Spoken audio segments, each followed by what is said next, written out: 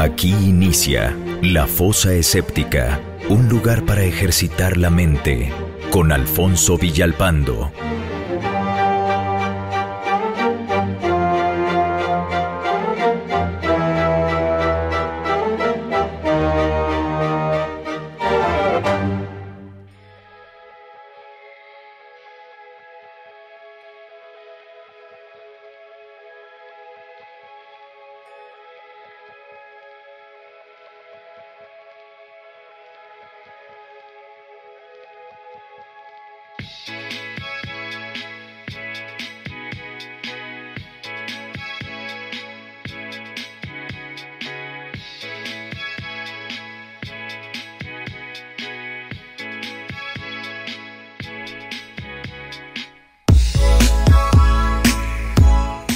Hola amigos, ¿cómo están? Bienvenidos a esto que es el episodio número 152 de La Fosa Escéptica. Y bueno, como siempre, saludando este dominguito de mucha lluvia. Este fin de semana sí nos cayó Tlaloc, como digo, se está vengando de algo. Y nos cayeron unos aguacerazos aquí en Morelos. Bueno, para los que viven en otros países, es un estado que colinda con la Ciudad de México. Y cuyo clima siempre es muy tropicalón, hay calorcito, pero hoy fíjate que ando con chamarra, ando con pants, ando con suéter, porque el frío está muy fuerte acá en Morelos. Y bueno, aparte de hablar del clima, pues saludo con mucha efusividad, ¿verdad?, a todos los integrantes del majestuoso grupo de Facebook de La Fosa Escéptica, que está creciendo, no muy con pasos agigantados, pero sí con pasos muy seguros. Y pues cada día somos más. Entonces un saludo, amigos del grupo de Facebook y también del de Telegram, que hace poquito casi no entro a Telegram por cuestiones de trabajo, he estado muy ocupado en otras cosas, pero hoy que lo abrí hay 48 personas integrándose ya aquí en el Telegram, lo cual agradezco muchísimo. Y quiero saludar efusivamente a mi compañero, mi co-conductor de La Fosa Escéptica, recientemente contratado. Él estuvo en otros podcasts y pagamos un dineral, ¿verdad?, miles de millones de euros, más que Cristiano Ronaldo, para que se integrara a La Fosa Escéptica, y me da mucho gusto saludar a Carlos Luna. ¿Qué tal, Alfonso? ¿Cómo estás? ¿Cómo están, amigos de La Fosa Escéptica? Les mando un caluroso abrazo a todos. Y pues nada, aquí muy contento de poder compartir micrófonos contigo y en estos temas que suenan muy interesantes. Pues sí, hoy vamos a hablar de un tema que se nos quedó de la vez pasada, de la fosa pasada, que fue hablar un poquito sobre Nostradamus. Y no hablamos de él porque pues nos tardamos en llegar a ese tema y pues lo dejamos para el día de hoy. Entonces hoy vamos a empezar con él y después vamos a hablar acerca del ateo y la muerte, cómo enfrenta un ateo la muerte, y finalizaremos, si nos da tiempo, porque con Carlos Luna la plática siempre nos lleva por derroteros inimaginables. Pues si nos alcanza el tiempo vamos a hablar acerca de la honestidad del ateo en relación con la forma en la que se deben de tratar estos temas religiosos, y del ateísmo con los hijos, ¿verdad? Entonces vamos a empezar, vamos a hacer como que empezamos, mi estimado Carlos, y le llegamos de volada al tema de Nostradamus. Empezamos.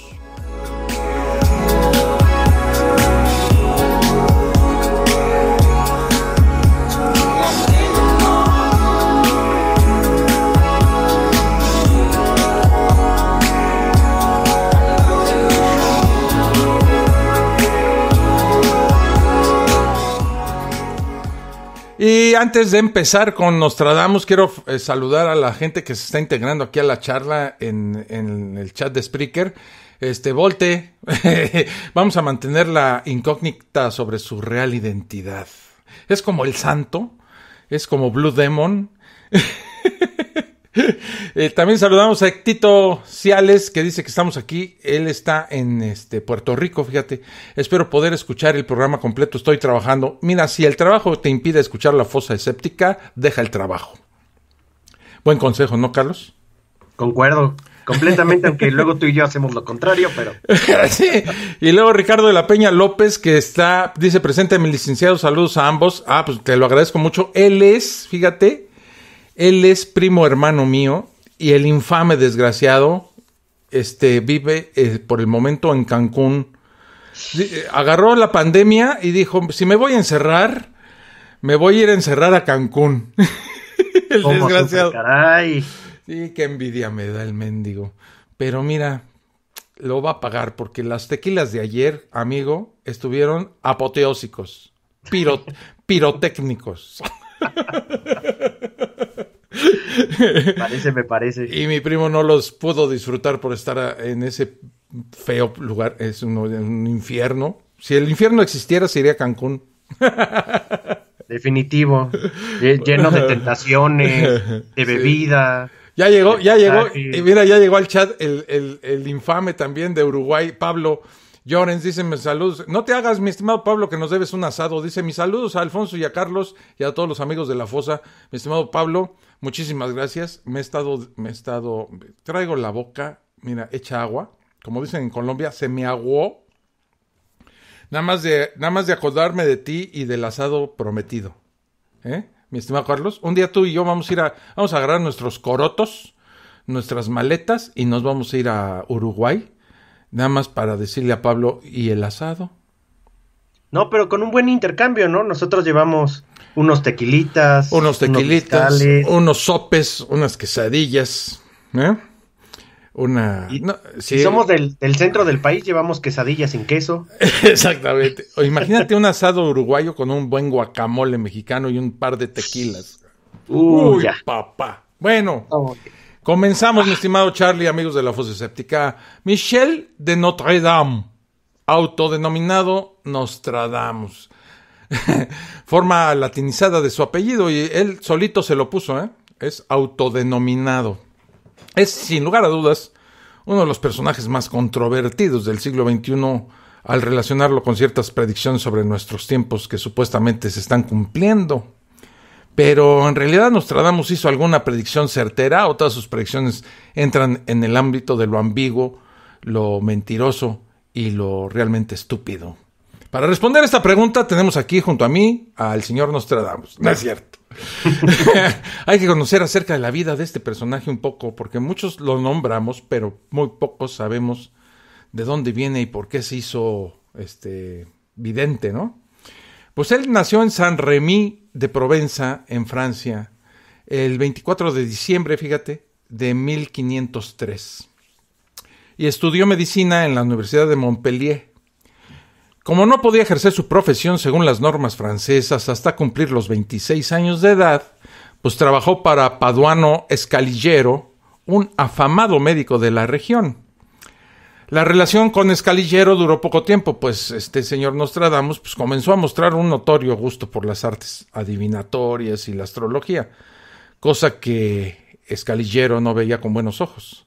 No, imagínate qué miedo que te dé el diagnóstico. Sí. No en base a los síntomas, sino una predicción. A la predicción. Sí, usted se va a caer y de la caída le va a dar tos. Y usted se va a morir de la tos. Y le va a dar diarrea antes que diarrea con tos. Fíjate que Nostradamus comenzó a hacer predicciones en base a los conocimientos que sobre las artes adivinatorias había adquirido y a la par comenzó a ejercer la medicina. Después de años dedicado de lleno a la profesión de médico y adivino, se le otorgó el gobierno francés, ¿sabes qué le hizo? Se le otorgó una pensión vitalicia, el gobierno, por la gran ayuda que le había prestado a la comunidad en los tratamientos de peste bubónica, que por aquel entonces atacaba a la región. O sea, mal médico no era. Lo que pasa es que se dedicó a las artes adivinatorias y se alejó, poco a poco se fue alejando de la medicina. Esta pensión que le dio el gobierno francés, que era vitalicia, pues fue el gran golpe de suerte para Nostradamus. Que en esa época no significaba mucho, ¿no? Te podía dar la peste bubónica y... Ah, sí, claro.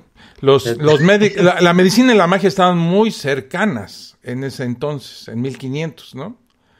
Uh-huh. Pero esta pensión que le dieron a Nostradamus le permitió dedicarse de lleno a la astrología y ciencias adivinatorias que no dejaban por aquel entonces altos ingresos. Así fue como a partir de 1533 dedicó todo su tiempo a intentar predecir el futuro. Pero realmente predijo algo? Sus supuestas predicciones eran tan ambiguas y se prestaban a tantas interpretaciones que inclusive ni sus más fieles discípulos se ponían de acuerdo en el significado de las mismas. Basta ver un ejemplo de cuán ambiguas eran sus predicciones para sus contemporáneos, cuando estos requerían sus servicios de adivino. En 1562, fíjate, el obispo de Orange visitó a Nostradamus para pedirle ayuda en la recuperación de unos objetos sagrados robados de la catedral. La respuesta de Nostradamus, luego de remitirse a sus rituales adivinatorios, ¿verdad? Lo que le dijo fue: señores, no tengáis miedo de ningún tipo, porque dentro de poco todo será hallado. Y en caso de no ser así, tened la seguridad de que se acerca un desdichado destino para los ladrones. O sea, si no los encuentran, pues les va a ir mal a los ladrones. Así, la vieja confiable. Sí, claro. Así que si se recuperaba lo robado, o si no, pues Nostradamus había acertado, ¿no? Que no supiéramos que les iba a ir mal, pero... Exactamente. Esto no es nada diferente a lo que hacen los astrólogos, los quirománticos y demás embaucadores pues, hoy en día. Las predicciones de Nostradamus en su libro Centurias Astrológicas son tan ambiguas que no existe un solo seguidor actual de Nostradamus que se atreva a predecir, en base a los conocimientos que tiene sobre Nostradamus, el lugar y la fecha de algún acontecimiento importante para la humanidad. Lo que sí saben hacer muy bien los seguidores de Nostradamus es recurrir a su libro Centurias Astrológicas cuando ocurre algún evento de interés mundial y acomodar cuartetos poniendo símbolos acomodados a su antojo para luego salir a decir a los mil vientos pues que Nostradamus había predicho el acontecimiento. No, pues es que en 500 años, pues sí, en toda la historia de la humanidad, en todo el planeta, pues algo se acomoda a la claro, interpretación. Y más si tú lo acomodas para que quede. Sí, por supuesto. Pero entonces, ¿a qué se debe la fama de Nostradamus?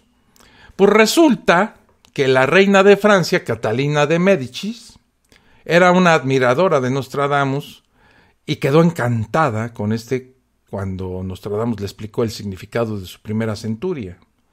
Posteriormente lo nombró Catalina consejero y médico de la corona, no de la cervecería. No, de la corona real de Francia, señoras y señores. Así, con la ayuda del esnovismo monárquico de aquella época, un simple adivino que nada se diferenciaba de otros de su misma época, ganó la fama suficiente como para mantenerse hasta hoy en día. ¿Pero le atinó algo? ¿Por qué la reina lo...? Esa es una pregunta que nos hacemos todos, mi estimado Carlos. ¿Y por qué lo nombró? Digo, de menos le debió de haber atinado a algo, ¿no? Pues no, porque en ese entonces, como él acomodaba las cosas y hacía predicciones tan ambiguas, pues es un volado, ¿no? Si de 10 le atinas a 5, eres un gran adivino. Pero es lo mismo que llevar una pata de conejo o echarse un volado, ¿no? De alguna a alguna le vas a atinar. Voy a lanzar una predicción. Mañana hay un 50% de probabilidad de que pase algo malo. Y un 50% de probabilidad de que pase algo bueno. Sí, ha hablado con ustedes. Estamos hablando en este momento con Nostradamus. Nostradamus. Oye, las razones para que actualmente se siga manteniendo un marcado respeto por las supuestas predicciones de Nostradamus está en la ambigüedad de estas y algunas veces a la manipulación que se le ha hecho a sus escritos, más específicamente a su libro Centurias Astrológicas, para engañar a un público crédulo. Vamos a ver un caso particular de lo que estamos hablando ahorita, mi estimado Carlos. Después del criminal atentado al World Trade Center en Nueva York, algunos individuos sin escrúpulos comenzaron a difundir supuestas predicciones que habría hecho Nostradamus sobre el atentado terrorista. Según varios noticieros, tanto nacionales como internacionales, una supuesta predicción de Nostradamus es la siguiente, y lo leo textual. Durante el año del nuevo siglo y 9 meses vendrá el gran rey del terror. A los 45 grados el cielo será incendiado. El fuego se avecina a la gran nueva ciudad. En la gran ciudad de York habrá 2 grandes colisiones, donde se destrozarán 2 gemelas. Después, a corto tiempo, vendrá el caos y la gran fortaleza caerá. Después comenzará la Tercera Guerra Mundial, cuando la gran ciudad arda en llamas. Impresionante, ¿no? Sí, podríamos decir que tiene algunos rasgos, algunas alegorías que se podrían exactamente, decir las gemelas, la Tercera Guerra Mundial, la gran ciudad de York. Los que afirman que Nostradamus había predicho con anterioridad el ataque a las Torres Gemelas se basan en una falsificación por alteración intencionada de algunas líneas, junto con la fusión de las líneas de la 10ª centuria en el cuarteto 72 y de la 6ª centuria del cuarteto 97. En la primera dice, en la 72, durante el año del nuevo siglo y 9 meses vendrá el gran rey del terror. Hasta ahí. Si nos remitimos al libro donde Nostradamus plasmó sus predicciones, Centurias Astrológicas, veremos que lo que realmente dice es lo siguiente: en el 7º mes del año 1999 vendrá el gran rey del terror. Es evidente que la profecía original y la que se dio a conocer por los medios masivos de comunicación son diferentes. Las siguientes líneas de la cita falsificada fueron extraídas de otra parte, de la 6ª centuria del cuarteto 97. Ahí se lee: a los 45 grados el cielo será incendiado. El fuego se avecina a la gran nueva ciudad. Aunque se ha tratado de identificar la latitud de Nueva York con la cifra de esta línea, los 45 grados, hay una gran diferencia. La latitud de Central Park es de 40 grados 47 minutos norte, que difiere bastante de los 45 grados de la profecía. No obstante, esto no es muy importante. Lo verdaderamente relevante de aparte de la supuesta predicción, es que si leemos el resto de la 6ª centuria del cuarteto 97, encontramos lo siguiente: mira, en el instante en que la gran llamarada se expanda, saltará la voluntad desde lo alto, cuando alguien vaya a querer pruebas de los normandos. Ah, caray. Esto no concordaría con lo ocurrido en Estados Unidos. Por lo tanto, los proselitistas del mito de las capacidades proféticas de Nostradamus tomaron un curso de acción poco limpio. Tomaron licencias poéticas. Sí, claro, tomaron los apartes de la 10ª centuria del cuarteto 72 y de la 6ª centuria en el cuarteto 97, para que se ajustaran a lo ocurrido en el World Trade Center, y luego para fusionarlas, luego de modificar algunas partes, y ¿qué? ¡Voilá! Así es lograron. Que no han entendido, no son directas. En esto de las predicciones también está no solo la interpretación de lo que dice, sino la reorganización. Claro. De todo hasta que encaje. Claro. Así lograron una predicción falsa más convincente. Vamos a seguir hablando. Mira, vamos a hacer una pausa y vamos a seguir hablando del fraudulento Mira, si hubiera existido alguien como James Randi, perdón, en 1533, hubiera desenmascarado este farsante, ¿no?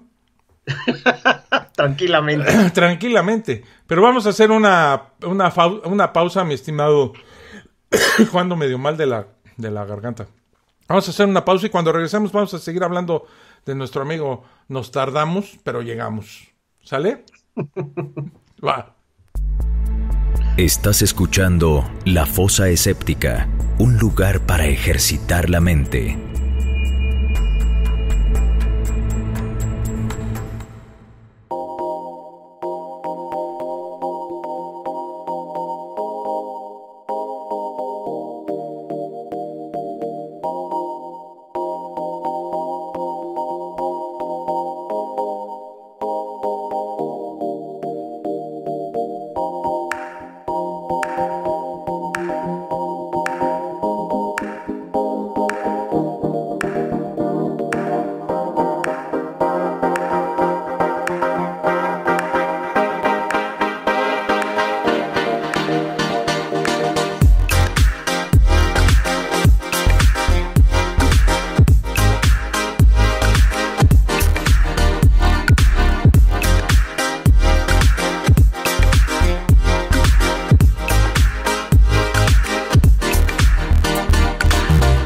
Regresamos más rápido que Nostradamus prediciendo la caída de las Torres Gemelas. Y aquí en el chat, fíjate que está Ectito dice cualquiera puede hacer una predicción, la misma se puede dar un tiempo corto o en 500 años, por poner un límite. El punto es analizar el presente. Hola a todos, bonita noche, dice Carla. Dice Ricardo de la Peña, ¿cuándo el asado al que nos invitó el señor Llorens? Se está juntando, va a parecer peregrinación esto hacia Uruguay, ¿eh? Va a tener que matar un par de vacas. También en el grupo de Telegram, ya se unieron bastantes. Sí. Ahí Ya están con la idea de rentar un avión para cruzar el Atlántico. El Atlántico. Ah, es que hay la vienen de gente que es de España a Uruguay. Sí, vienen de la madre patria para acá. Está bueno. Mira, fíjate que siguiendo con esto de Nostradamus, se le ha atribuido a Nostradamus la predicción de la tragedia del Columbia, el transbordador que se incendió al regresar a la atmósfera. Y dice así: en la misión de la primera estrella azul, un niño de la Tierra Santa entre los 7 perecerá. Cuando la nave descienda del cielo de los cielos, la estrella solitaria se esparcirá con los restos. La predicción anterior fue supuestamente hecha por Nostradamus, referenciando, según dicen sus seguidores, la estrella azul como el astronauta israelí Ilan Ramon. Pero la verdad es que esta predicción no aparece por ninguna parte del libro de centurias astrológicas. No, y tampoco encaja tanto, la verdad. Lo que se concluye es que es una falsificación para tratar de mitificar y darle a Nostradamus pues las cualidades de profeta de las cuales evidentemente carece. De esta forma se han hecho decenas de falsificaciones de supuestas profecías de Nostradamus, pero solo son manipulaciones malintencionadas de individuos o grupos de personas que pretenden mantener vivo el mito de Nostradamus, así sea a costa de engaños. Fíjate, la grandísima mayoría de los cuartetos escritos originalmente por Nostradamus son tan vagos y vacíos que no predicen nada. Solo crean confusión en la mente del lector para que este último busque acomodar los hechos a lo escrito, tal como lo hacen los astrólogos de hoy en las cartas astrales y los horóscopos.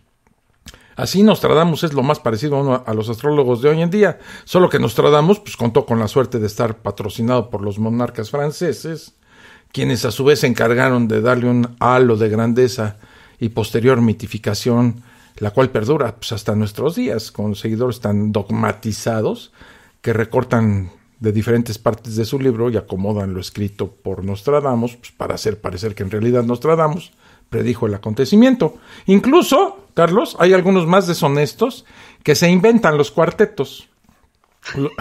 Le ponen la firma de Nostradamus y lo presentan sin ninguna vergüenza a la humanidad. Todo esto con el fin de mantener vivo un engaño que nos acompaña desde el siglo XVI. Y tú me platicabas en la pausa algo interesante acerca de esto, ¿no? Sí, que se decía que la interpretación que tenían de los textos no era porque los hubiera escrito de manera misteriosa, sino que no podía entender las cosas que veía. Por ejemplo, que veía un avión, pues no había aviones en su época y no sabía cómo nombrarlos, entonces le decía el pájaro de metal.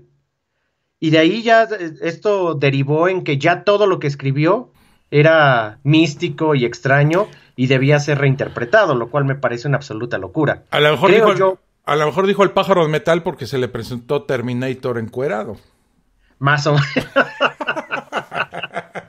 Podría ser algo así. Pero de hecho, los astrólogos tienen más poder que Nostradamus. Cualquier astrólogo del periódico que quieras tiene la capacidad de decirte cuál es tu número de la suerte, por lo menos qué cosas te van a pasar. Y hay gente que realmente se niega a salir de su casa sin antes de leer su horóscopo. No, es una locura. ¿Cómo es posible, no? Y ya cuando lo racionalizas es increíble, ¿no? ¿Cómo es posible que una piedra que gira a cientos de miles o millones de años luz, a millones de kilómetros de la Tierra, ¿verdad? Tenga alguna influencia sobre el comportamiento tuyo o mío, ¿no? Es que ellos parten de una idea que es completamente errada y que se entiende mal. Existen palabras de primero, segundo y tercer término. Las palabras de primer término son onomatopeyas, las de segundo término describen cosas y las de tercer término son abstractas, que son pensamientos complejos. Uh-huh. El sol sí influye en nosotros, por supuesto, nos da vitamina D. Claro, la luna influye también en nosotros porque por las mareas y infinidad de cosas que pasan cuando sale y se mete la luna, ¿no? Claro, pero de ahí a que influya en algo abstracto, como el carácter, la personalidad o el futuro, ¿no? El trabajo, la amistad, el amor, ya es una locura total. Ya ahí sí ya. Sí, el sexo. Dicen que con la luna llena te sale el animal que llevas dentro. Sí, pues, caray, eso no lo sabía. Eso dicen. Yo hace mucho tiempo que no lo creo. Y también te comentaba que creo que Nostradamus ya se le acabó el tiempo. Se le acabó el tiempo de sus predicciones. Ujú. Y por eso este nuevo auge de nuevas predicciones. El mundo se acaba en el 2012 y luego no, es que se equivocaron, era el 2021. Aparece Baba Ganga. Bueno, los mayas predijeron el fin del mundo quién sabe cuántas veces, y siempre hay alguien en algún momento crítico de la humanidad que predice el fin del mundo y falla. Pero ¿te has fijado que todas estas predicciones son de carácter nefasto? Sí, son trágicas. ¿Por qué todas son trágicas? No tengo la menor idea. Y creo que la gente quiere entender que va a tener el control de las tragedias. Pero es que como decía aquí un periodista que se llama Joaquín López Dóriga, si un perro muerde a un hombre no es noticia, pero si un hombre muerde a un perro sí lo es. Y ellos ya lo sabían desde que tuvieron las visiones. Predecir cosas buenas no es negocio. Entonces, eso me queda claro. Esto es un negocio gigante. Uh-huh. Si no, ¿por qué mentirían las personas que alteran hasta sus escritos o se los inventan o los acomodan? ¿Qué otra cosa que no sea perseguir el dinero está detrás de esto? Y surgen personajes como Nostradamus, que era patrocinado por la corona francesa, o surgen como Walter Mercados, que son financiados y que cobran muchísimo dinero por leer las cartas astrales y los supuestos horóscopos a personas que están dispuestas a pagar miles de dólares por una predicción o por una lectura de ellos. Crea fama, ¿verdad? Y échate a dormir. Así es. Sí, no. Creo que es como una infantilización de la sociedad. Ya no queremos ser responsables de nuestra vida ni de salir a trabajar y ganarnos las cosas. Tienen que ser los astros los que nos lo enseñen. Sí, porque siempre es más fácil echarle la culpa a una piedra que gira cientos de miles de kilómetros que aceptar la responsabilidad de que uno cometió alguna falta y que no es influido por estas estrellas, ni conjugaciones, ni mucho menos constelaciones, ¿verdad? Sí. Y de hecho, fíjate, entiendo que todos tienen un interés ahí. El interés de yo no me esfuerzo, me lo está diciendo el astro o la estrella. Entiendo el interés del periódico en ponerlo porque hay gente que lo compra simplemente por el horóscopo. Sí. Entiendo el interés del que escribe el horóscopo. Entiendo el interés de todos, hasta de Nostradamus. De quien no entiendo el interés es de la reina de Francia. Bueno, en esa época, a lo mejor el Nostradamus se la andaba echando al plato. Pues yo creo porque ¿qué le cumplió para que lo haya nombrado lo que lo nombró? A lo mejor sí le cumplió y en repetidas ocasiones. No. Yo hablo de profecías. Oye, Catalina, Nostradamus te cumplió tus 3 deseos. Dice, sí, pero nada más le aguanté 2. Pasemos a algo más serio, mi estimado Carlos. Vamos a ponernos un poco densos. Fíjate que vamos a hablar un poco sobre el ateísmo y la muerte. Okay. Según las encuestas, solo el 9% de la población en México son ateos. Y del 91% restante, el 74-75% son católicos. Así es que cuando se tiene que enfrentar con la muerte de un familiar, amigo o propia, la persona que no cree, choca con una cultura que no suele entender conceptos que le son ajenos.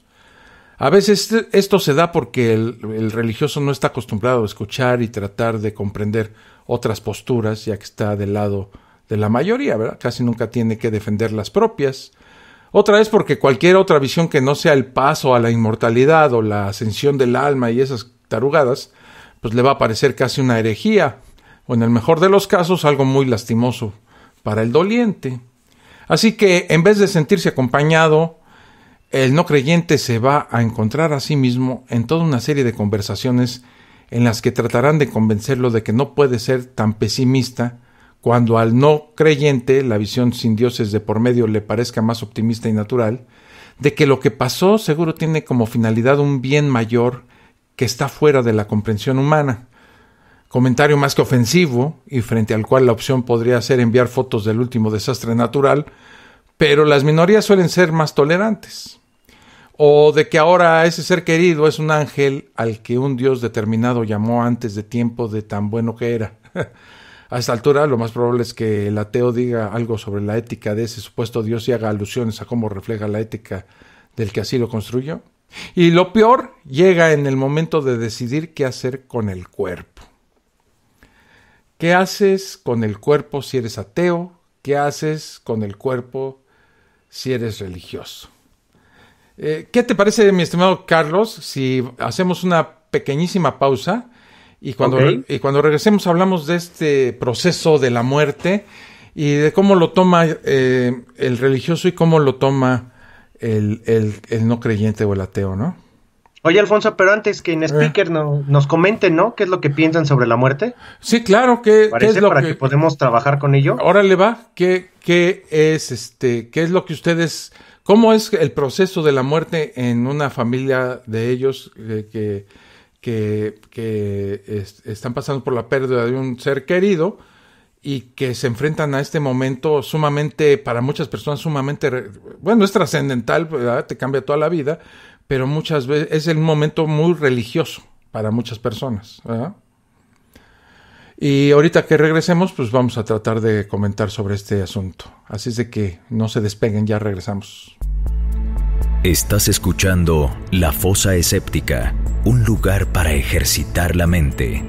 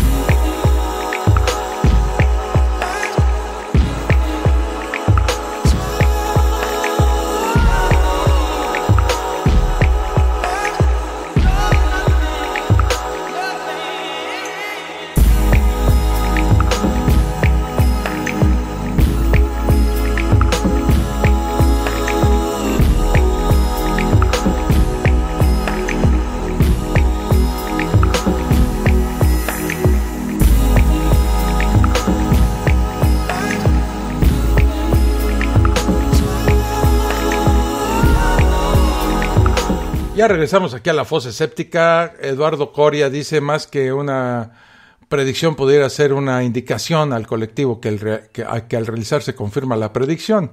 Pues sí, la verdad es que muchas veces esto influye en el ánimo, ¿verdad? Voy a dar una predicción y hay una parte de mi inconsciente, ¿verdad? O un sesgo que me obliga a hacer lo que me predijeron que iba yo a hacer, ¿no? O buscas entre lo que... Si un brujo te dice que vas a obtener un trabajo, pues vas y buscas trabajo y lo encuentras, no lo tomas como un mérito propio, sino como el cumplimiento de una predicción que te hicieron, ¿no? O sea, uno también trata de acomodar su vida al hecho en sí, ¿no? De la predicción.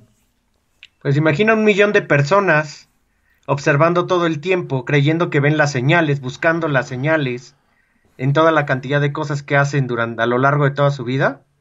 Seguro van a encontrar algo con lo que puedan decir, se refería a esto exactamente. Claro. Pablo Llorens dice, se avienta al ruedo y dice: acá en Uruguay ya habilitaron los vuelos en avión, acá asado y buen vino hay.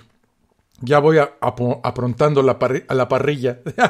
Uy, a mí me acaban de vacunar, así que perfecto, ¿eh? Perfecto.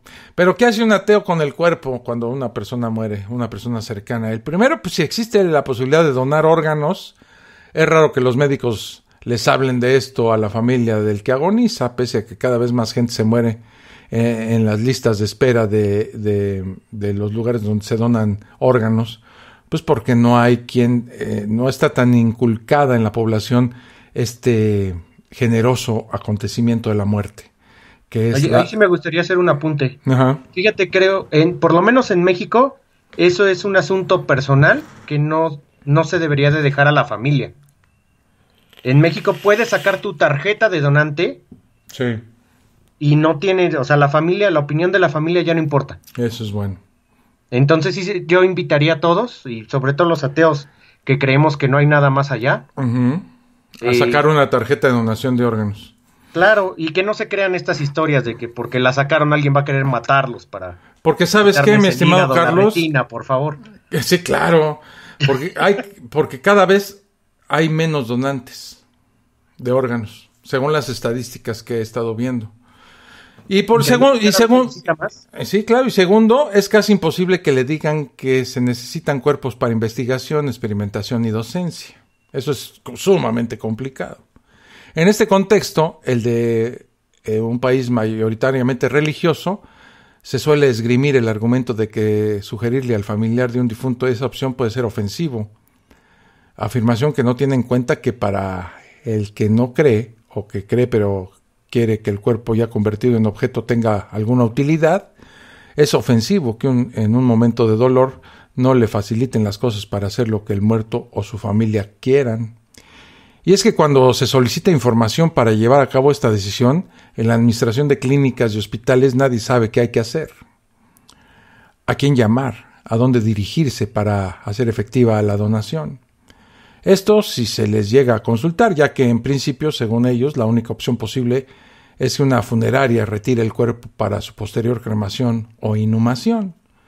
Tener que cumplir con ritos ajenos es doloroso, tener que reconocer de nuevo el cuerpo antes de dejar el cajón en un cementerio es doloroso.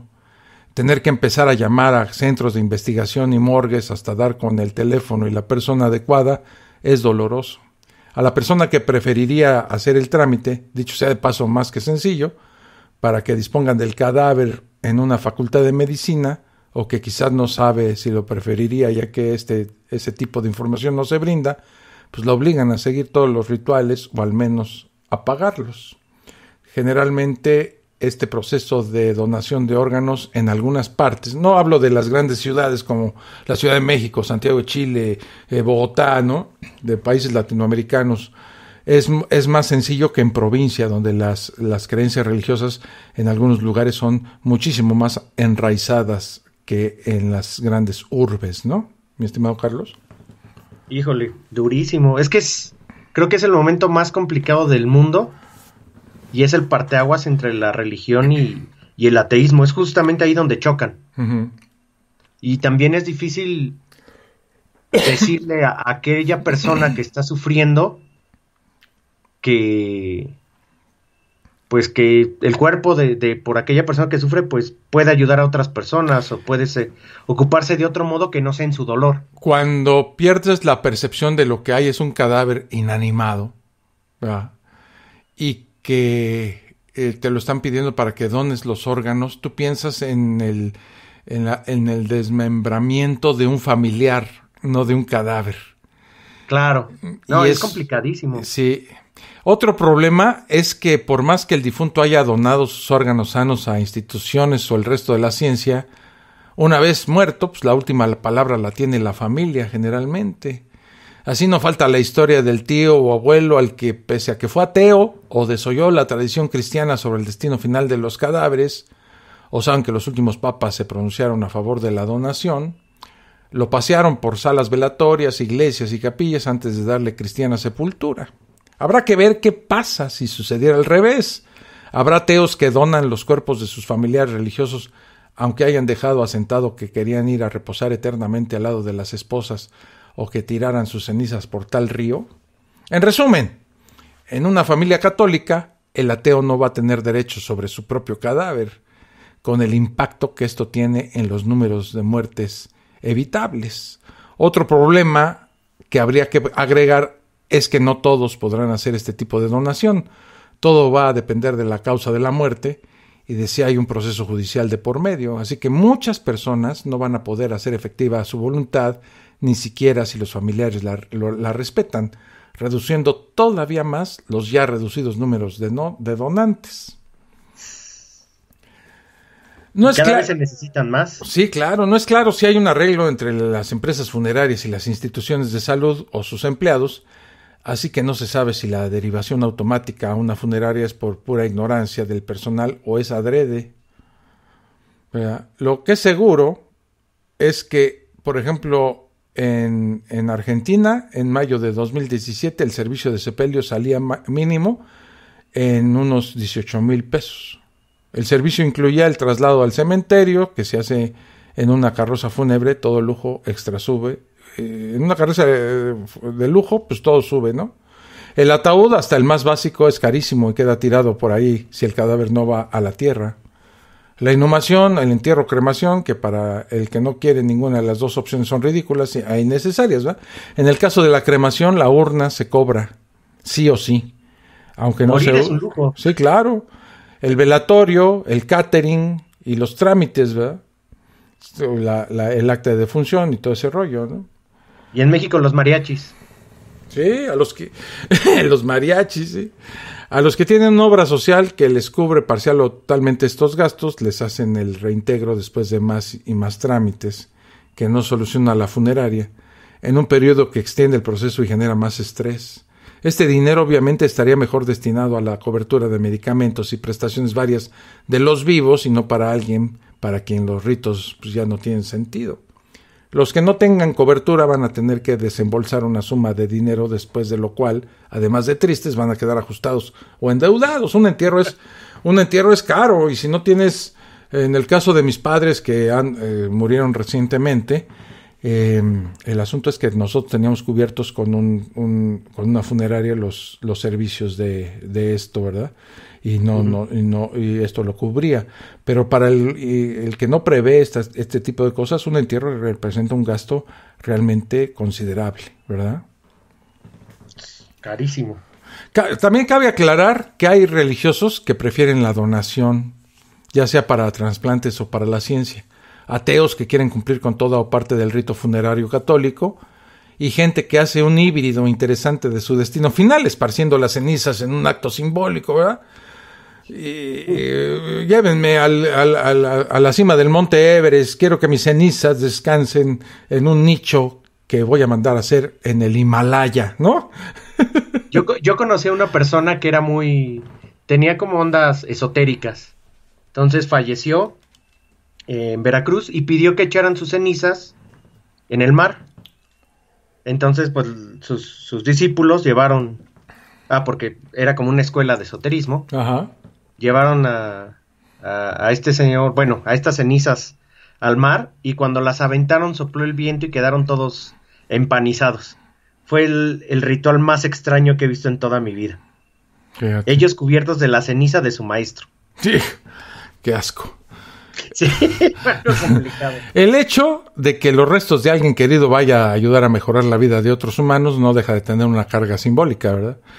Si no se puede hacer justicia a la frase donar órganos es donar vida, es posible colaborar para que la ciencia avance. Los estudiantes de medicina cada vez tienen menos cadáveres, imprescindibles para su formación, y también se necesitan cuerpos y tejidos para investigar sobre normas de seguridad y nuevas formas de hacer una cirugía con menos riesgos por los vivos, etcétera, ¿no?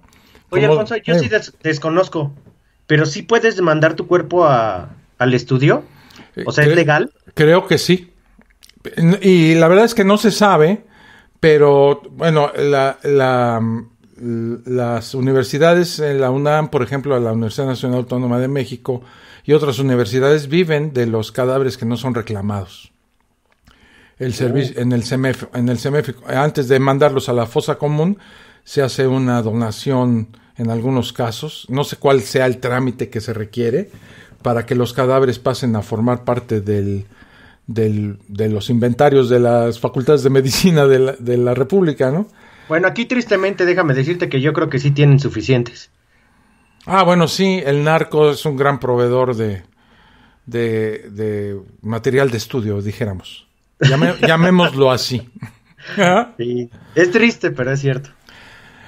Y ¿sabes qué? Que como siempre lo importante es poder elegir, y solo se puede elegir si de verdad se puede acceder a todas las opciones.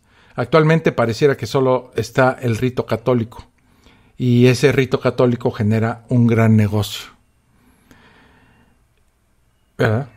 Mucha gente vive de eso. Dice Tito, cuando muera mi familia, si quieren enterrarme, cremarme o orar a mi cuerpo por mí, está bien, después que ellos estén tranquilos. Eso es perfecto, ¿verdad? Dice Carla, Alfonso y Carlos, ustedes como ateos, si saben que sus seres queridos son católicos o cristianos y les gustaría tener el ritual con credos y rezos por 9 días, etcétera, ¿ustedes lo harían? Mira, Carla, yo te puedo hablar de mi experiencia personal. Yo soy ateo, mi hermano es ateo, mi hermana es religiosa.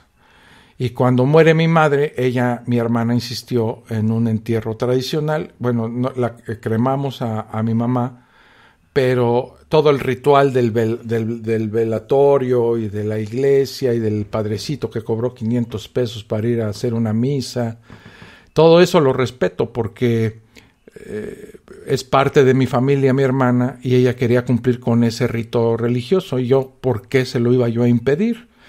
¿Verdad? Imponer mis creencias personales o mis descreencias personales a mi hermana, pues se me hacía violentar una situación que no tenía sentido violentar, ¿no?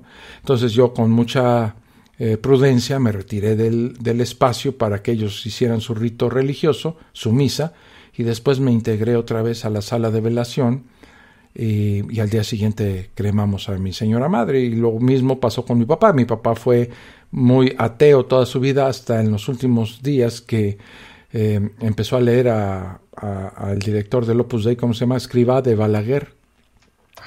Y de alguna manera se acercó por ahí a la religión y también totalmente respetable, ¿no?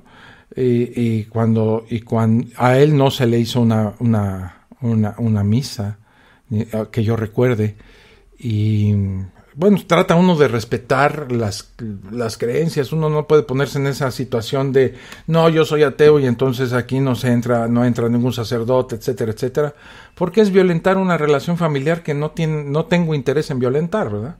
No sé cuál sea tu caso, mi estimado Carlos. Pues mira, yo veo esta religión, hablando de las que están de moda, que todavía están encendidas, como cualquier otra. La veo lo mismo que si fuera un ritual griego. Si alguien me invita a su vez y lo quieren hacer así, realmente yo no me saldría del ritual griego, no lo creo. No. Pero sé que es su forma de despedirlo o de hacerlo. Respeto la línea que quieran seguir. Igual, por ejemplo, a veces me invitan a bodas o a bautizos. Un primo me invitó a su boda y me hizo padrino de anillos y sabe que soy ateo.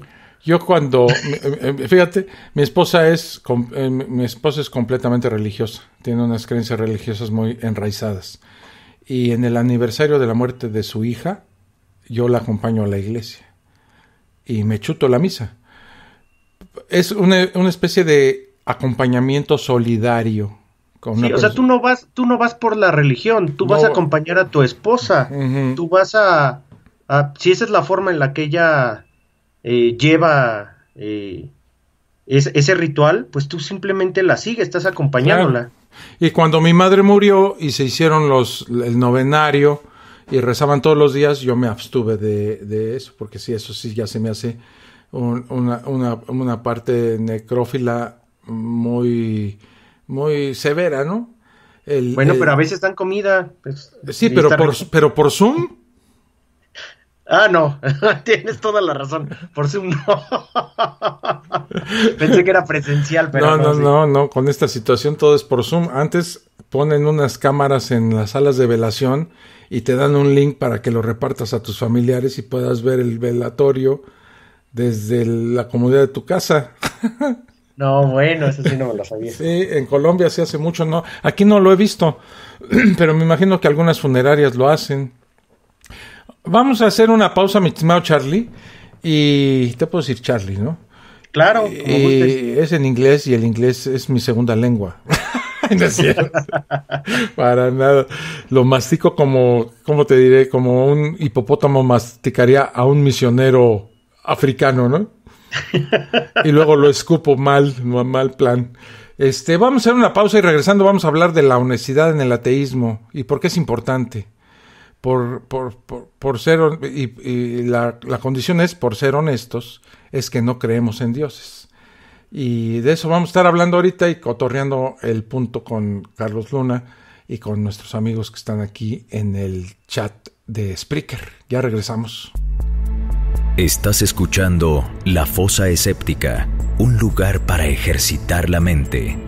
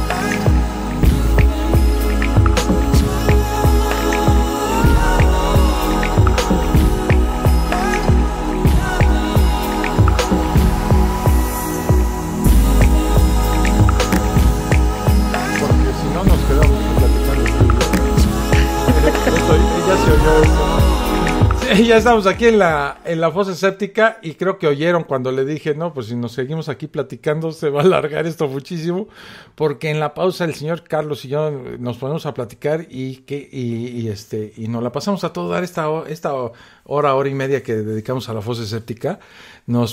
Es una plática bien padre con Carlos en todos los aspectos, tanto la que oyen ustedes como la que tampoco oyen. Entonces, pues para mí es muy padre. ¿Cómo pensar por un segundo que un ateo mentirá a sus hijos sobre la existencia de Dios? ¿Por qué alguien que cree que no hay dioses querría que sus hijos estuvieran expuestos a doctrinas que piensa son falsas? El nihilismo es un fertilizante para la ansiedad y la depresión, y ser realista está sobrevalorado. La fe en Dios, en una figura protectora y orientadora en la que confiar cuando los tiempos son difíciles, es uno de los mejores tipos de apoyo para niños en un mundo cada vez más pesimista. Esto lo escribió, no es mío, esto lo escribió para el periódico The Wall Street Journal la psicóloga Erika Komisar, quien aparentemente tenía una idea de los ateos originada en los tiempos de la Inquisición o algo similar. Mi hija creció sin dioses. Esta sí hablo de mi hija, ¿no?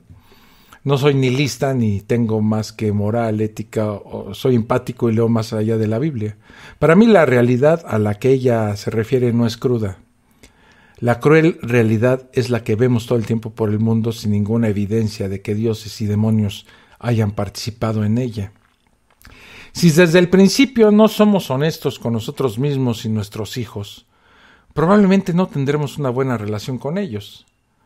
Y lo peor de todo es que la mentira no solo está condenada como pecado en la Biblia, que seguro es el libro preferido de la señora esta Komisar, sino que cualquier académico que se respete te dirá que la honestidad siempre será preferible en cualquier relación, especialmente la relación que deseamos sostener con nuestros hijos, ¿verdad, mi estimado Carlos?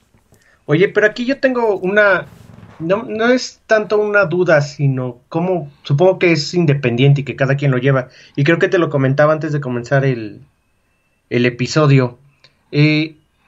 ¿Esto del pensamiento mágico solo se reduce a la religión? ¿O esto incluye Santa Claus, el ratón de los dientes, o las ilusiones que tienen los niños?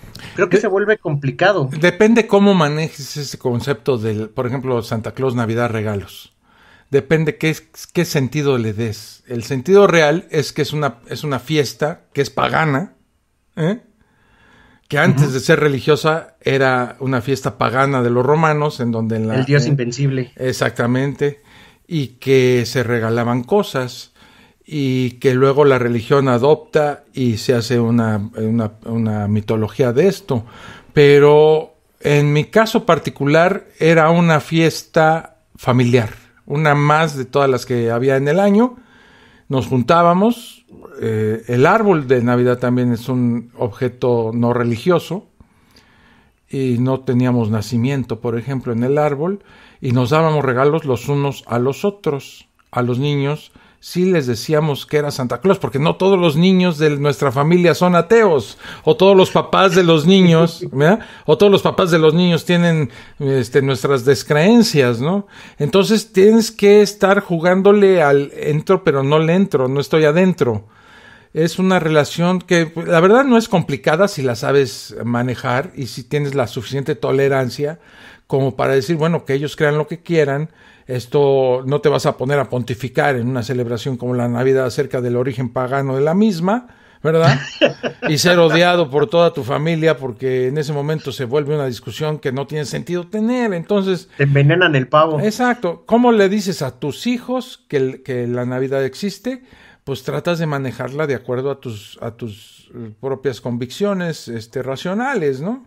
Es una fiesta en donde se regalan cosas.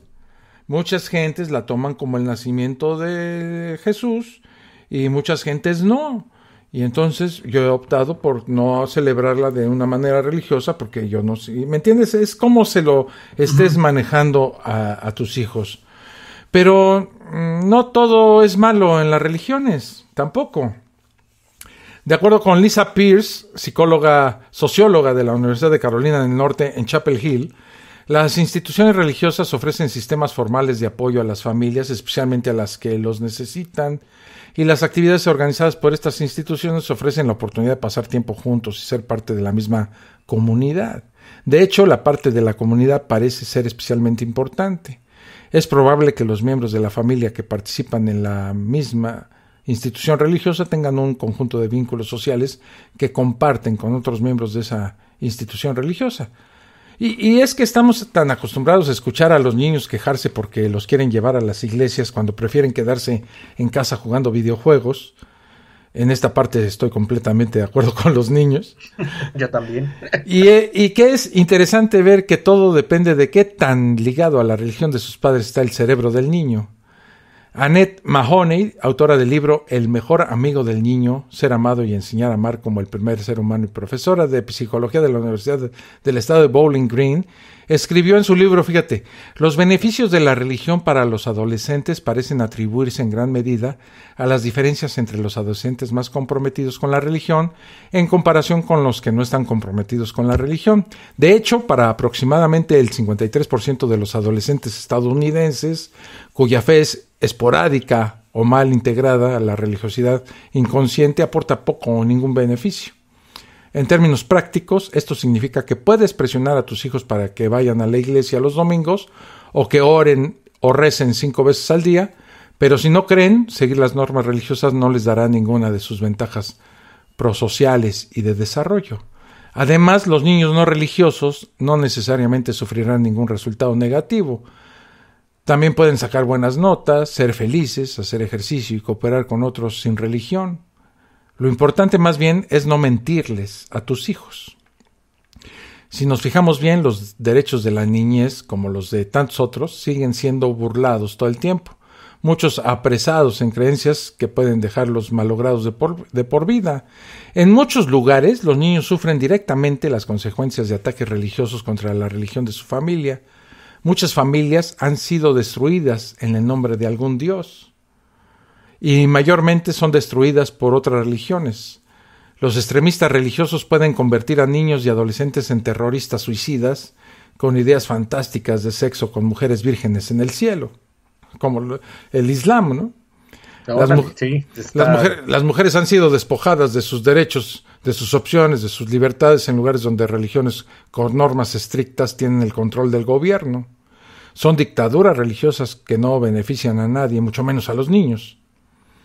Por otro lado, las religiones cristianas se dividen en tantas, pues que es imposible recogerlas a todas con la misma interpretación.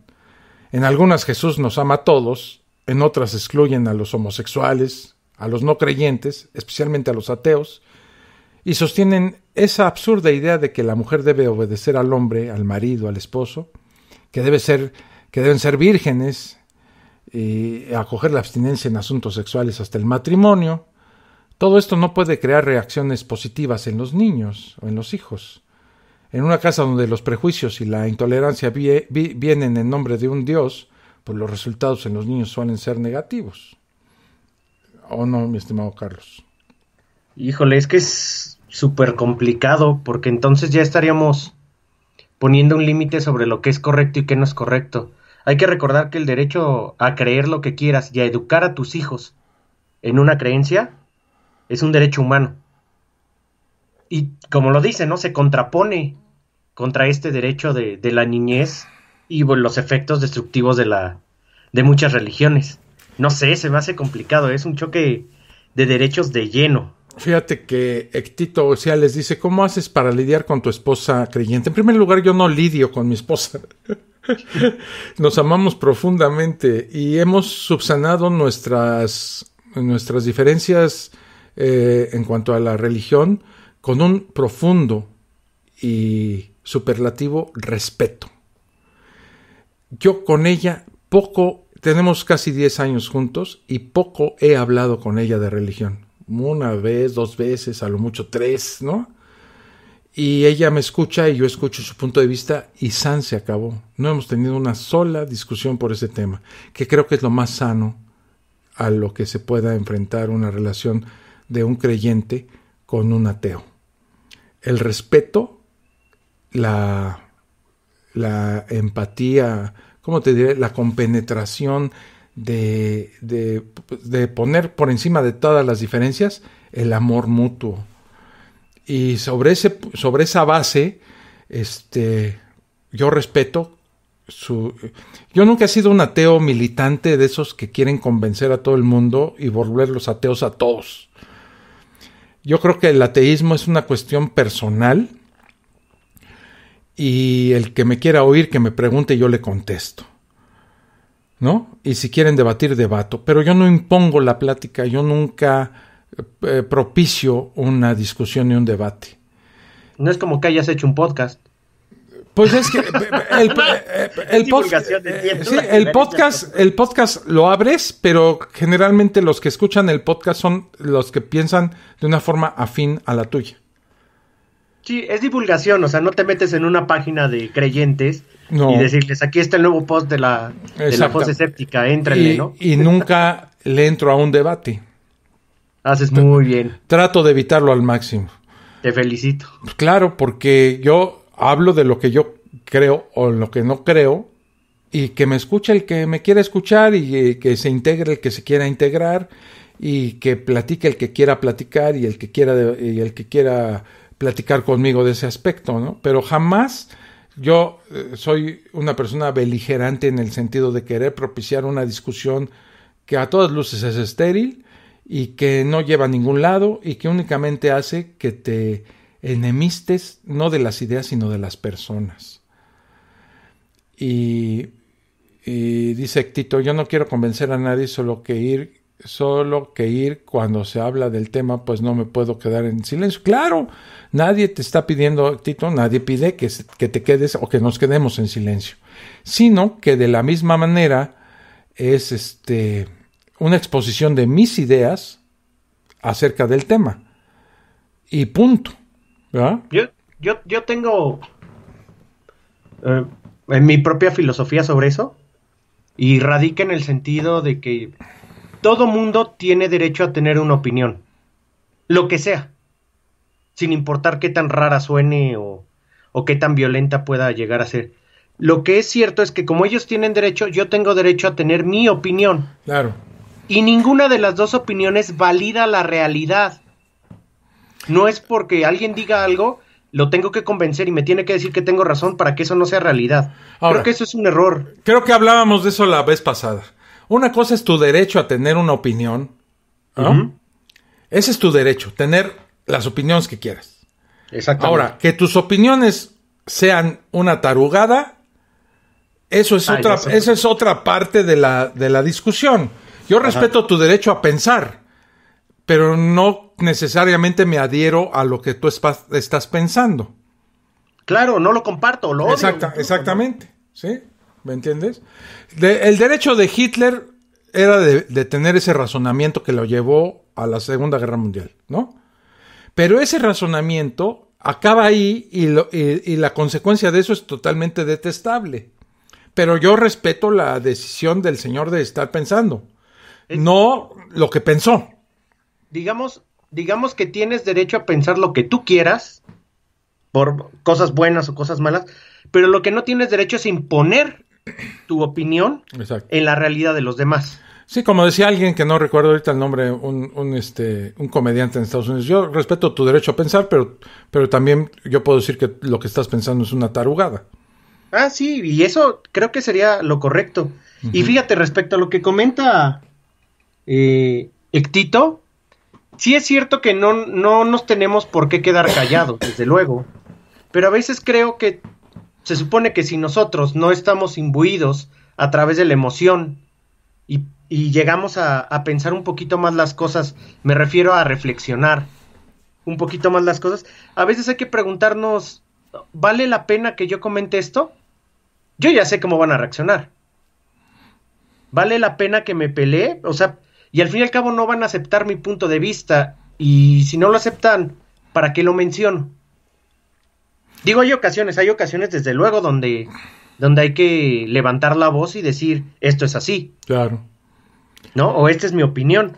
Pero andar peleando con todo mundo siempre va a haber, y no solo sobre religión, sobre si el planeta es plano, sobre si las vacunas sirven. Sobre si la guanábana cura el cáncer.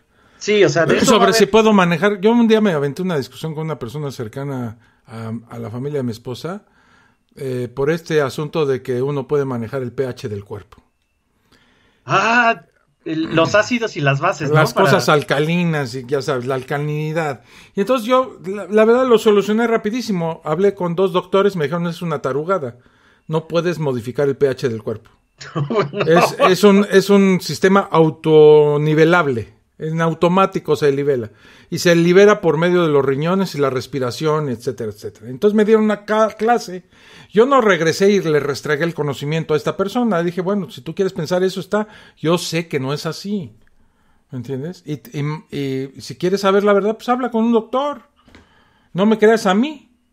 ¿Verdad? Habla con una persona especializada en este tipo de cosas. Pero ¿estás de acuerdo que aunque le hubieras restregado toda la información no, y le hubieras él no hubiera salido? ¿No te hubiera aceptado? No me lo hubiera aceptado.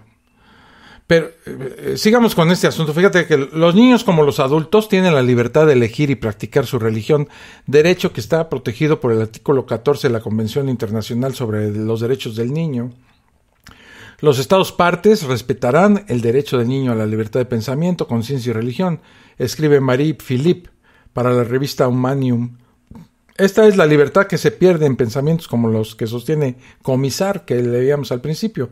Existen sociedades ahora mismo que están completamente controladas por las religiones, donde la duda es asfixiada lentamente y decir que no crees en Dios es tomado como blasfemia, algo que puede ser castigado de muchas formas. Los niños sufren directamente con las normas de las religiones. Para mí, la idea de un ser invisible con poder para el castigo y la recompensa y que te está observando todo el tiempo, pues no es preferible al ateísmo. La moral bíblica es absurda, contradictoria, sexualmente desacertada, con fantasías que destruyen cualquier chispa que tenga sentido o lógica. Pero no mientan. Si te digo que no debes hablarle a tu hijo de Dios, tú, una persona con fe, ¿me vas a hacer caso? Lo que hablamos ahorita. Por supuesto que no. Si crees que Dios existe, eso es lo que debes saber tus hijos de ti, y si no crees en ningún Dios también. Criar a mis hijos ha transformado mi perspectiva sobre la religión. No quiero que mis hijos se enfrenten prejuicios por sus creencias y no quiero que sientan prejuicios hacia nadie más. En algún nivel fundamental, creo que la paz mundial comienza cuando les enseño a mis hijos el respeto por la libertad y la diversidad. Y a lo mejor te preguntes, ¿cómo fue que una buena niña judía bat mitzvah se convirtió en una creyente franca del Dios no existe? El feminismo. Culpemos al feminismo, todo el mundo lo hace. Estas son palabras de Julie Drisin, periodista de la revista Salón y ganadora del premio al periodismo meritorio en Estados Unidos. Drisin describió lo que ha sido para ella criar a sus hijos sin religiones ni dioses, y para Drisin el humanismo ha sido el sustituto de Dios. Fíjate qué interesante.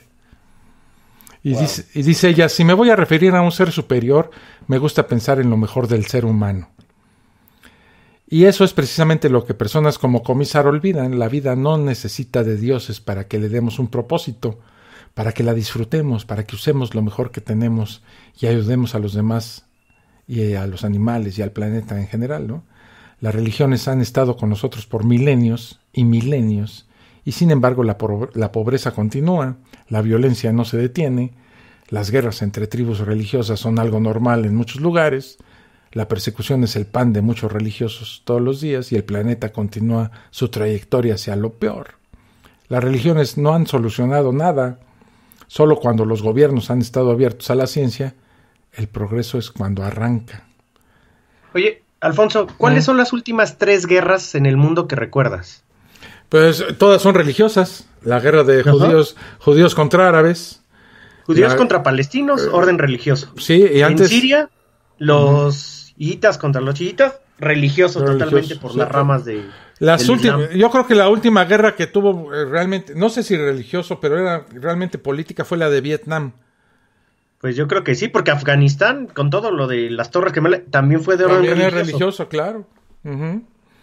No, o sea, esto es, de verdad es problemático. Según algo si no que nos leí, damos cuenta de eso, según algo no que lo podemos cambiar. Según algo que leí hace algunos años, si tú sumas las muertes provocadas por la religión, supera con mucho a todas las enfermedades juntas de toda la historia de la humanidad. Pues nada más con el diluvio, imagínate. No, sí, claro.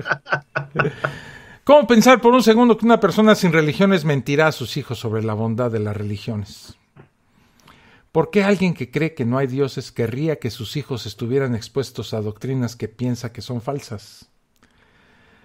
No sé si esta señora comisar tendrá hijos, pero a lo mejor es ella la que está mintiendo mientras piensa otra cosa por dentro. Es como aquella apuesta de Pascal, donde se dice que si no sabemos con certeza si existe un Dios, pues es mejor creer en él, pues no tenemos nada que perder. Lo cual es lo mismo que darle una patada a tu realidad para irte a vivir con las hadas. En mi caso, como padre ateo, todo comenzó cuando una prima mía se llevó a mi hija a su iglesia evangélica. Tendría como 5 años, mi niña, ¿no? Lo hizo sin mi permiso, que es algo que los religiosos llevan integrado en sus sistemas de creencias. Es que lo hago para salvarte, te estoy haciendo un bien. Ese día me senté con mi hija y comenzamos a ver un libro que compré que definía y describía todas las religiones. El libro estaba repleto de imágenes. Olvidé el nombre del libro, pero cualquier libro con imágenes sobre las religiones en el mundo, pues te va a servir. Okay. Aquellas imágenes mostraban a las religiones como lo que son y era fácil que sin yo decirlo ella lo descubriera. Mitos y leyendas que como parásitos se han ceñido al mundo humano, con rituales y disfraces tan distintos como sus culturas, chupando el dinero de todos como viejos y entrenados vampiros.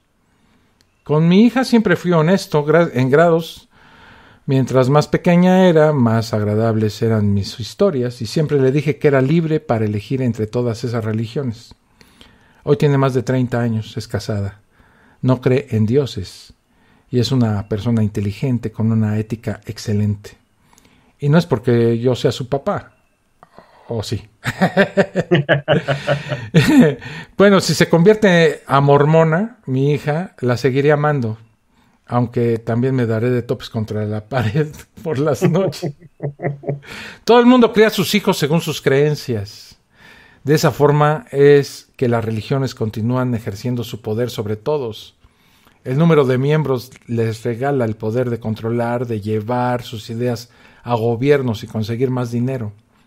Siempre he dicho que las religiones son la peor empresa de relaciones públicas para sus dioses y profetas. Fíjate que en un estudio publicado en American Sociological Review, Pierce y su colega William Axin estudiaron a familiares blancas de Detroit, Estados Unidos, mayormente cristianas, utilizando datos del estudio de panel intergeneracional de madres y niños, el cual siguieron durante 23 años.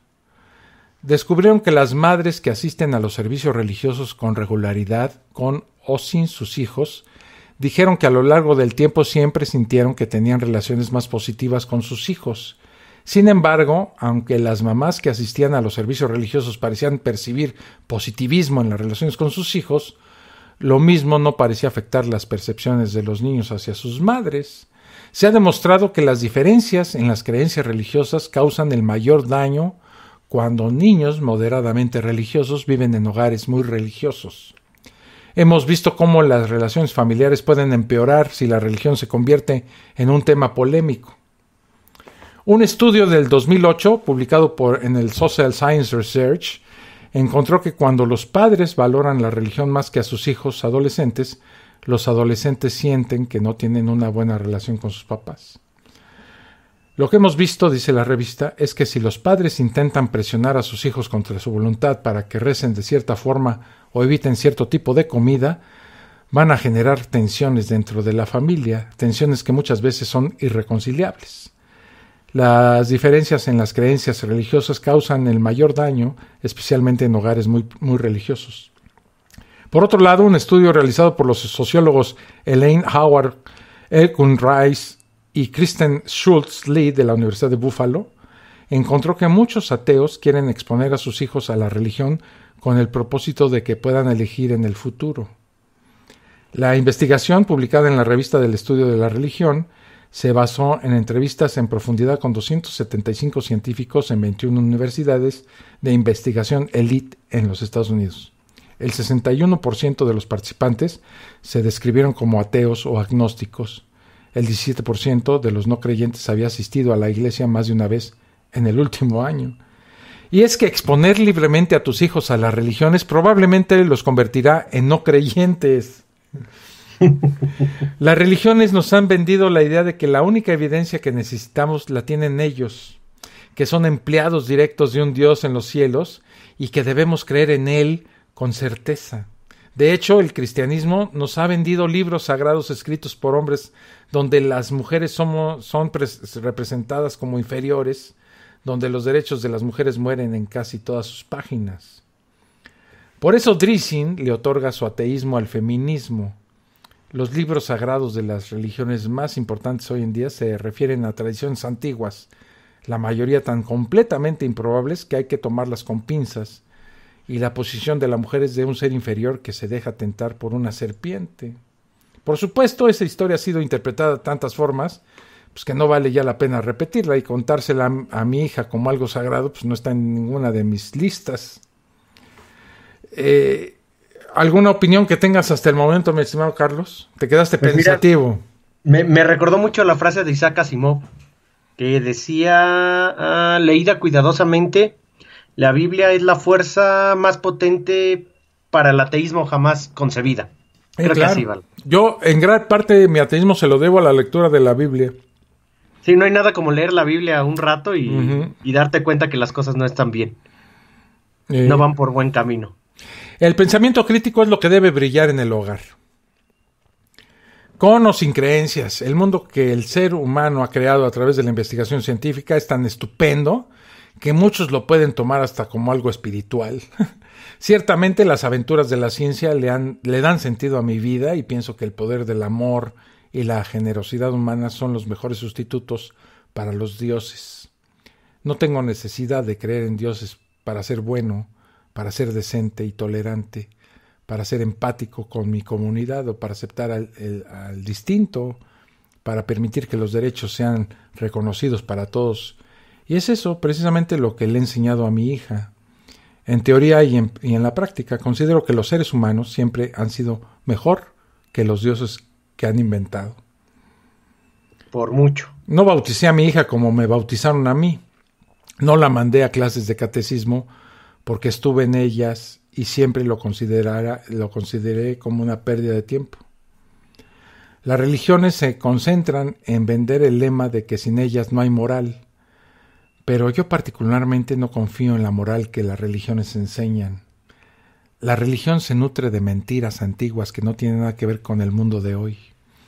Mi posición es que haya libertad de expresión para todos, pero mi deseo es vivir en un mundo sin religiones. Y eso ahora mismo no parece estar en las mentes de los líderes políticos en muchos países en el planeta.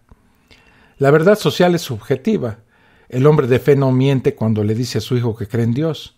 Yo, como hombre sin fe, tampoco voy a mentir, y ambos tenemos el mismo derecho. Mi hija hoy es una mujer educada y ética. No me arrepiento ni por un nanosegundo de la forma en que la eduqué, especialmente cuando he visto niños con un verdadero pavor al diablo.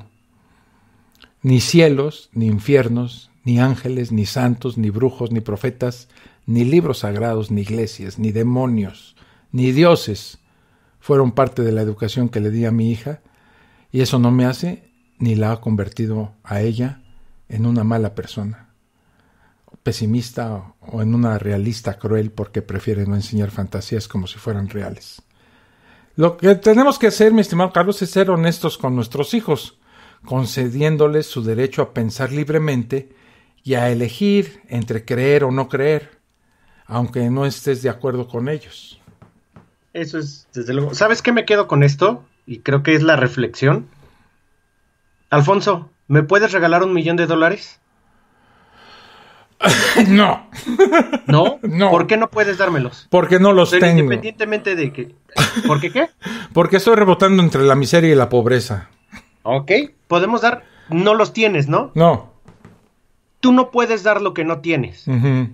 Y si tú no tienes una base firme, por ejemplo, en este ateísmo, en poder responder ciertas preguntas, en entender que hay ciertas cosas que tampoco comprendes y que nunca sabrás, es difícil que le puedas enseñar eso a tus hijos. El primer paso, creo yo, para poder educar a tus hijos, obviamente este planeta está plagado de religión, se mueve por ritos religiosos en todos los ámbitos, pero si tú no eres capaz de hacerlo, no lo vas a poder enseñar. Exactamente. Entonces yo creo que los hijos van a salir perdidos porque van a decir, entonces, ¿qué hago? No, nada más no creas en Dios. ¿Qué hago? La mejor manera, yo creo que educar es generar en los hijos esta necesidad de aprender. Segundo, claro, esta posibilidad de saber elegir. Presentarle las opciones y que ellos, de acuerdo a su razonamiento, elijan lo que a su consideración sea lo mejor para ellos mismos.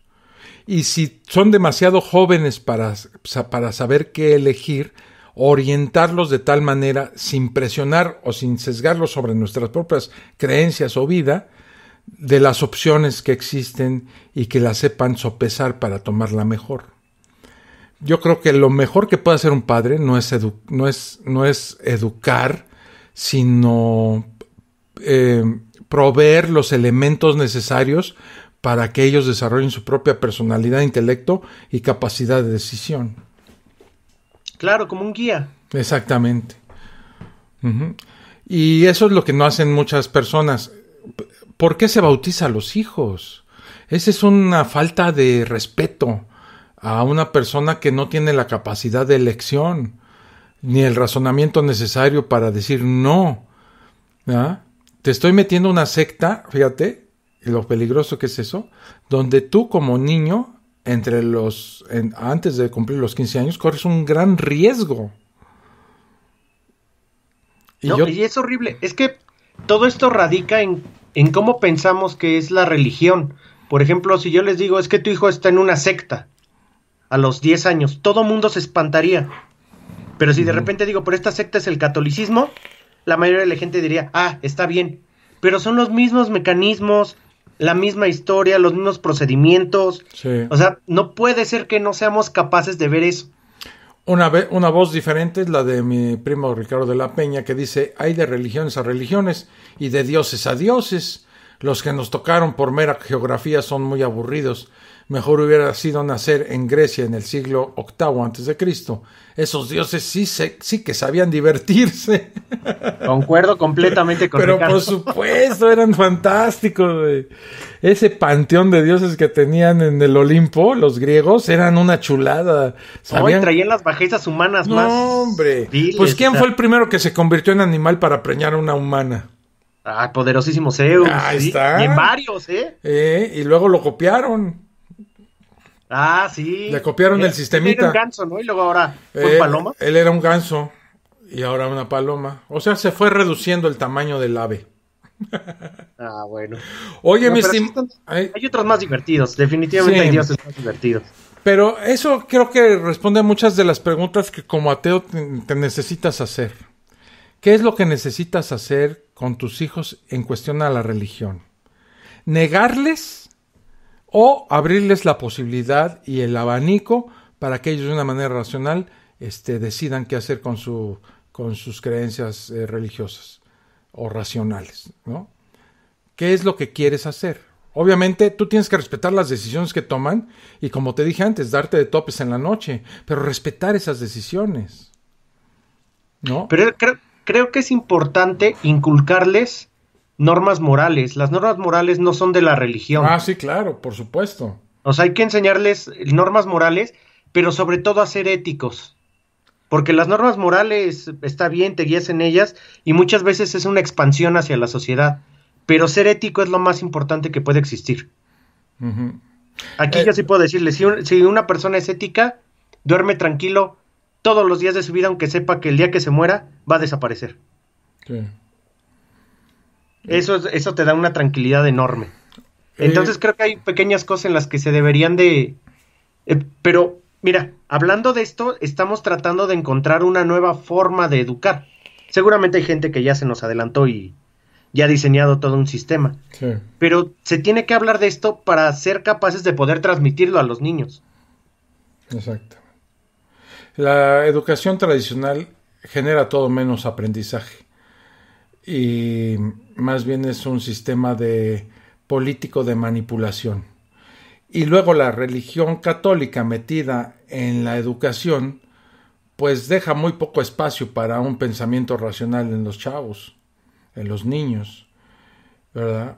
Y contra eso habría que luchar la separación real en el magisterio de la Iglesia y el Estado y evitar que las religiones tuvieran a su cargo la educación, porque de ahí se genera todo el asunto de la manipulación religiosa, ¿no? De la cual es muy difícil escapar, ¿eh?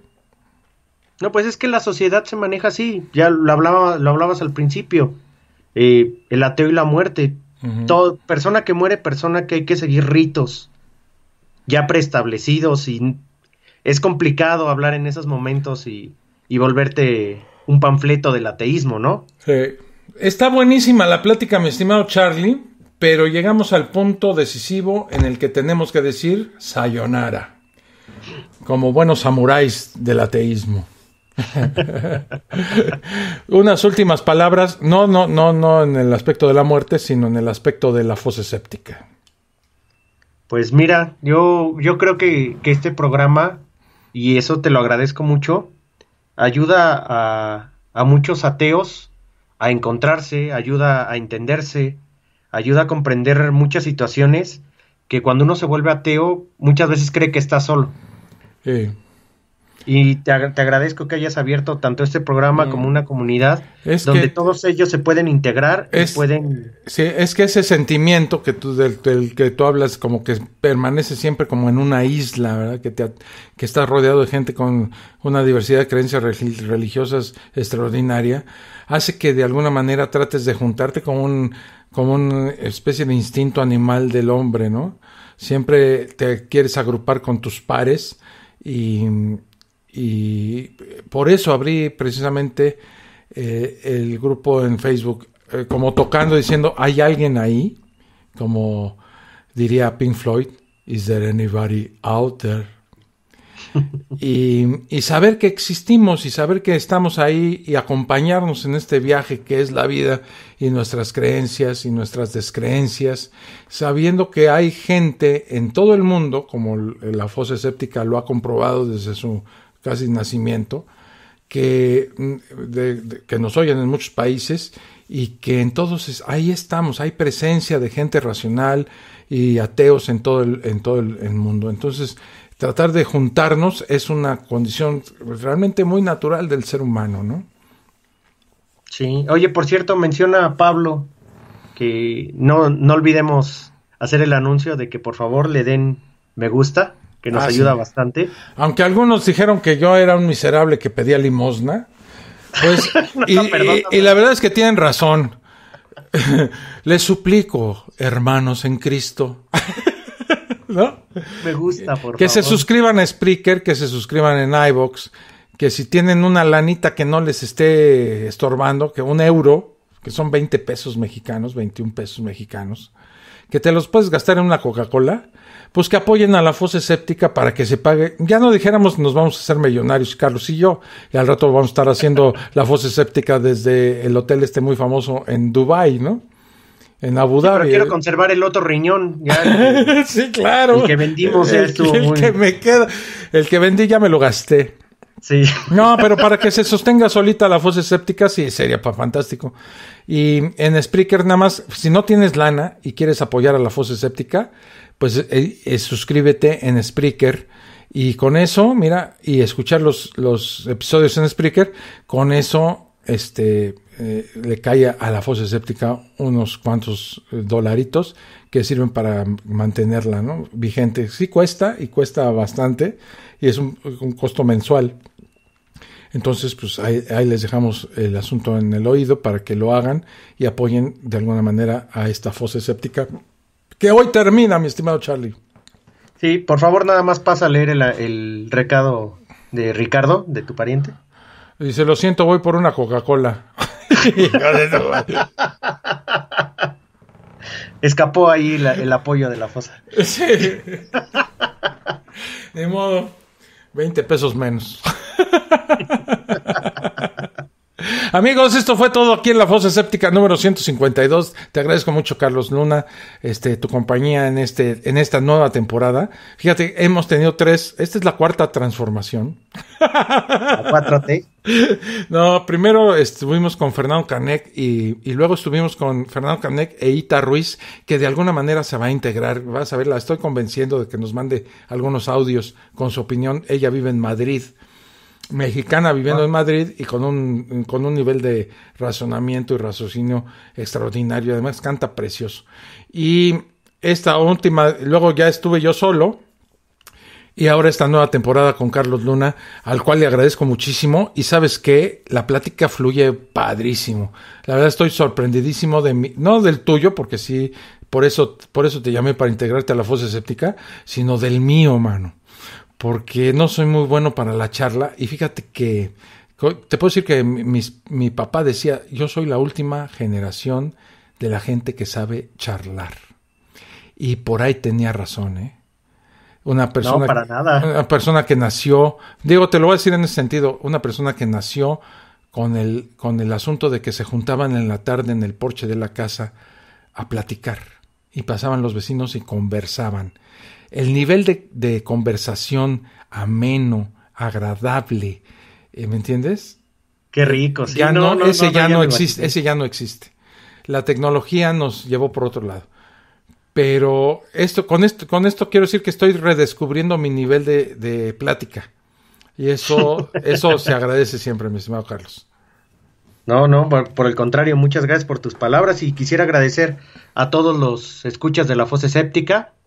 Muchísimas gracias por acompañarnos, muchísimas gracias por escucharnos, se los agradezco mucho y pues nada, hasta la próxima, Alfonso. Hasta la próxima, que será martes, yo creo que ya es miércoles y nos vemos ahí en la número 153. Por mi parte, nada más les digo buenas noches, cuídense mucho, porque esto de la pandemia, dicen que ahí viene la tercera ola y hay que estar preparados. Y tú ya te vacunaste, ¿verdad? Ya, estuvo horrible, pero ya. ¿Sí te dio efectito? Sí, en la noche, dolor de cuerpo. ¿Era el Como tuyo? Si me hubiera atropellado un camión. Así. ¿Era dolor el cuerpo, pero el cuerpo era el tuyo? Sí, era lo peor. Bueno. Sí, a mí también me fue más o menos regular, pero yo ya tengo las 2. Es la única vez que he agradecido tener más de 60.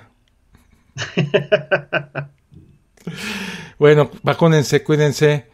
Y Pablo, nos estamos viendo en Uruguay para el asado. Dice, gracias, excelente Fosa, te lo agradezco mucho. Y nos vemos en la próxima. Buenas noches, hasta luego. Esto fue La Fosa Escéptica, un lugar para ejercitar la mente, con Alfonso Villalpando. Te esperamos en el próximo capítulo a través de Spreaker, Spotify, Apple Podcasts y iVoox.